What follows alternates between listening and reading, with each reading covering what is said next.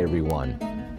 On March 2nd, the Orthodox Church celebrates the memory of an illustrious English saint named Chad.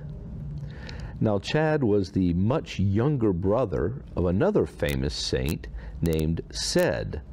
Of course, I'm not using the ancient pronunciations of these names because I would probably get them wrong constantly. So I will say them just as they seem to be in print. Their lives were given, of course, by Saint Bede, who I do know at the time was known as Beda. Cedd was also a disciple of the illustrious Aidan of Lindisfarne, one of the most prominent of the English saints.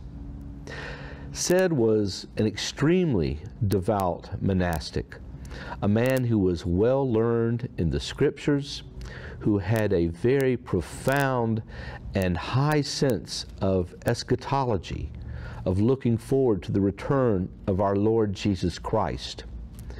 After he was consecrated, he would go from town to town, as the apostles did, on foot, because he felt that imitating them was the best way to spread the gospel. Now, of course, in the English church at this time, there was a lot of dissent, a lot of confusion, and it was compounded by the fact of the plague that seemed to ravish Britain in those days. In fact, Chad's own brother, Cedd, was taken by the plague not too long after his own consecration. But even his consecration seemed problematic, because you see, at the time, there was supposedly only one canonical bishop in all of England. Part of this was because of the discrepancies in practice between those in southern Britain and those in northern Britain and Ireland. The latter was quite independent in nature and had their own traditions which went many, many hundreds of years back, whereas in southern Britain they were more attuned to the things that were coming to them from Rome, and particularly after St. Leo the Great sent Augustine, the Archbishop of Canterbury, the great evangelizer of Britain, to those shores. There were a lot of dissensions and a lot of arguments about which of the traditions would be the most legitimate. However, Rome thought at that time that because there was such irregularity among many of the Northern Britain and Irish bishops in terms of their consecration, that they had to be very careful to ensure that true apostolic succession was maintained.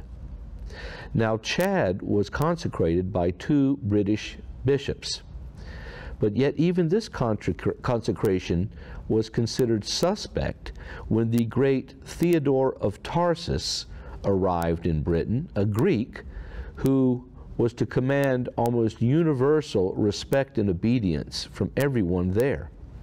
Theodore approached Chad and suggested to him that his consecration was indeed suspect.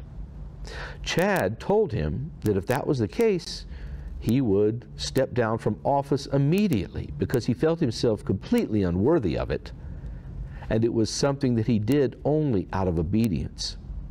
When Theodore saw this remarkable humility in the man, he comforted Chad and said, "No, I want you to remain, and we will correct your ordination now according to Orthodox rites," which is exactly what happened.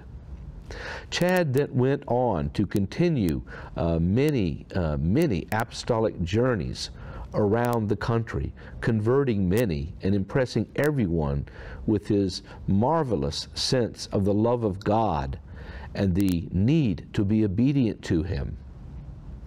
Chad was someone who, it was said in his life, that, as I pointed out before, had an extreme sense of eschatology in everything that he saw in the world. When a storm came about, he would sometimes prostrate himself and beg the Lord to relieve him and all of the British people of their sins and bring them to heaven. When asked about this later, because in Britain these sorts of storms were common, Chad said that storms and turbulences were sent as a reminder to all the Christian people of that great and dreadful day of judgment that was coming. Chad was consecrated as Bishop of York and was also considered a Bishop of Lichfield, where his remains were ultimately laid to rest, and was also an apostle to a group of people known as the Mercians in that area. He had an extraordinarily productive life, was admired by all, and was loved by all. In fact, towards the end of his life, he announced his own repose. And when the repose happened, there was great sadness among all of the monks that he was with, but also great joy in the knowledge that a saint had gone to God, because he was recognized as a saint immediately after his repose. His relics at Lichfield were eventually transferred because the Lichfield Cathedral had been destroyed, although there is a modern church that is there now. So by the prayers of Holy Chad, may we too also exhibit the same sort of apostolic zeal that he did. Bye-bye.